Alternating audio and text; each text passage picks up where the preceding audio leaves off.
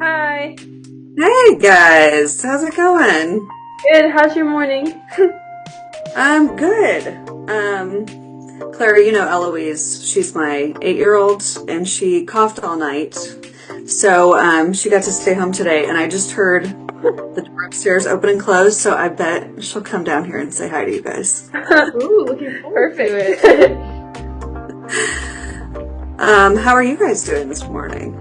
We're doing pretty good. We just wanted to take some new members into our meeting so that they could listen in.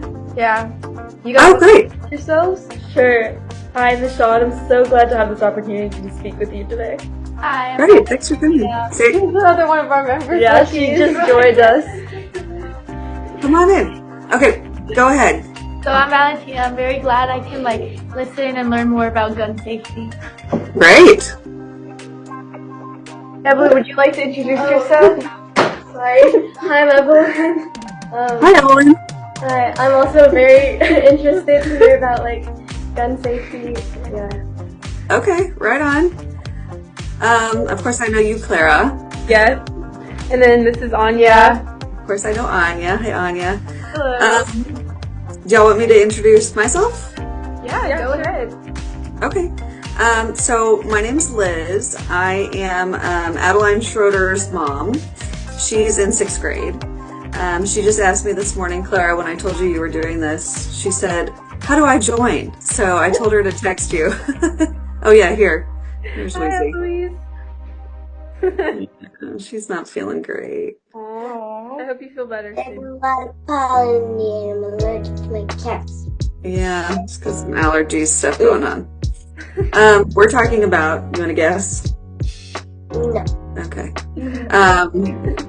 So Eloise is my 2nd grader, and Adeline is in 6th grade, like I said. Adeline is at Audie, and Eloise is at School of the Woods. And I'm an attorney, and I practice in-house at an energy company. And that has absolutely nothing to do with my advocacy work with Moms Demand Action. I started volunteering with them when Wheezy was little, so maybe almost 8 years ago. And the reason I started being interested in it was because Adeline was little. She was 1 or 2, and one of our friends had just started kindergarten. And on her first day of kindergarten, she told us about this lockdown drill that she went through. She came back from kindergarten and she told her mom, we had to hide in a closet from the bad guy. And it blew our minds. We had no idea that that was going to happen to her on her very first day of school. And it just made me think about my own kids, of course, and lockdown drills in particular, and how much damage lockdown drills can do if you don't do them correctly. So I started Googling for organizations that were focused on gun violence and lockdown drills and found Moms Demand Action that way. So that's kind of my genesis story with this movement. I need to go give Pit Boulder some milk. Okay, yeah, give the cat belly rubs, great. And let's see, what else? I started out helping out with the Texas legislature. I was the rapid response team leader, which meant that I emailed this group of people who wanted to show up to the Capitol in Austin sort of at a moment's notice if there were bills that we wanted to support or oppose. And then started doing the statewide legislative lead role, and then also statewide elections lead role, and then eventually became the Texas chapter lead for the whole chapter in Texas. We have about 25 local groups in different cities around the state, and I just retired from that role about 6 months ago, and I kind of flipped. Well, some of my friends who were running the state legislature asked me if I would come back and help them. So I'm a state leg lead again. So anything you want to know about the legislature, to some extent, I might know.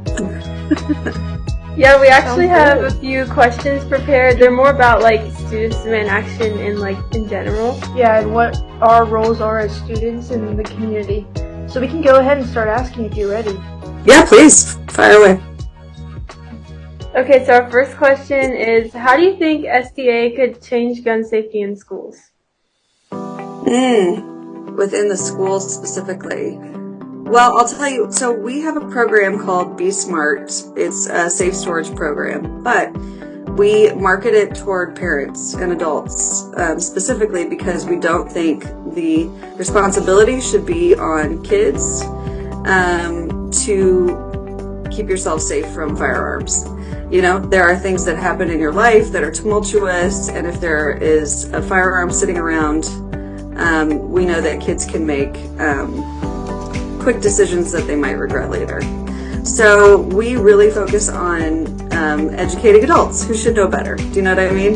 However, I don't think that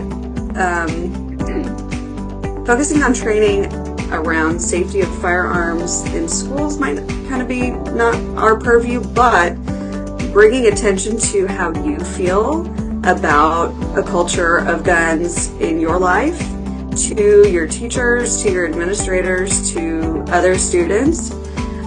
If people are being flippant about joking around about guns and violence, making sure that you make comments like, you know, that's not funny, or I don't think it's cool to joke about shooting each other. These are little things that you can do within your own circles that start to kind of shift what is and isn't acceptable when we're talking about firearm violence.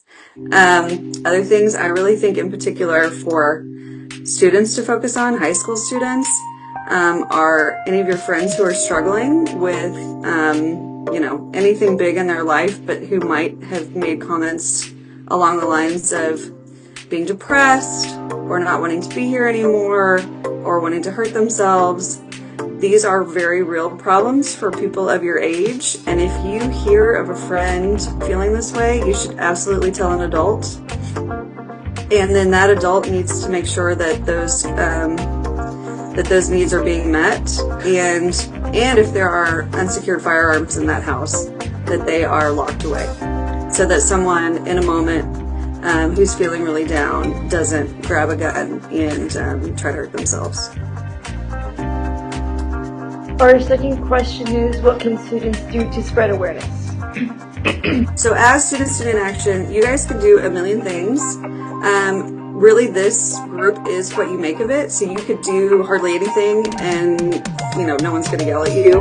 But you could do a million things and really make a difference, and also sort of propel yourselves into this movement and to the world of advocacy, and also kind of beef up your resume and show people that you're actually already doing organizing, advocacy, things like that, that adults really like to see from young people. I was at Advocacy Day on Thursday in the Capitol, and there was a student who spoke to this, you know, mass of 600 people. So if public speaking is your jam, and you feel like you would like to tell your story, Students Demand Action can give you any number of platforms for you to speak publicly at events like that, at local events. If you are more into writing and you would like to write a letter to the editor of the Houston Chronicle, for example, we can help you edit whatever you write. We can help you place that story in the newspaper, and then you're a published author at that point, right? That's also something that you can put out there as something you've accomplished at a very young age. And, you know, a lot of adults get nervous writing letters to the editor, but the sooner you start doing it, the more you realize it's really not a big deal. And, you know, usually letters to the editor have a real short word requirement. So you can pop those out 15, 20 minutes. You have a thought, you read an article, and you think, this upsets me. Here's 3 reasons why it upsets me. I'm going to write something about it real quick. You can have your Students Demand Action liaison take a look at it, and they might change a few words here and there, and then we can send it off to any number of newspapers. I have success a lot with the Houston Chronicle here locally. So that's one way. If you'd like to stay way behind the scenes, you can be the person who creates the Google Forms for other people to sign up on for an event that you guys have. We have leaders in Moms Demand Action who are our data leads, and they literally just track data for us and enter information into our spreadsheets. And my friend Bindu is like, I hate speaking publicly. I don't really even like socializing with people very much, but she's probably one of our most busy volunteers because she leads our data team. So there's like a whole gamut of ways that you can be involved depending on your comfort level. Yeah, sounds good. Our third question is, what could change based on who is elected for governmental positions? Yeah, I mean, everything could change if we had a majority of our candidates. We call gun sense candidates. We abbreviate it to GSCs sometimes, so you might hear that term floating around. But gun sense candidates are people running for office who agree that we need to have background checks on every gun sale, who agree that we should have what some people call red flag laws. So if someone is saying things that make, their family or law enforcement, hold on one second. Okay, there we go. If someone seems like they are a danger to themselves or others, a judge can take away their firearm for a short amount of time. Other things, safe storage of firearms, ensuring that people are storing their weapons safely in a lockbox with the ammunition stored separately. And we actually do have some laws like that here in Texas, but our district attorneys rarely enforce them. So having district attorneys around the state who are willing to enforce the laws we do have, even though it could be uncomfortable, right? Like maybe you're going to arrest a parent of someone who took their own life with a gun, but it's to make sure that everybody understands that locking up your guns is extremely important.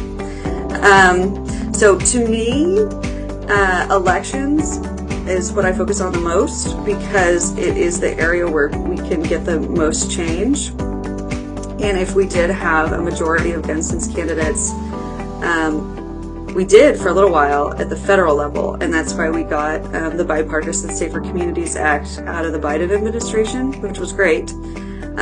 It was really great for blue states, states that have a majority of Democrats leading them, because they were able to take advantage of more portions of that bill.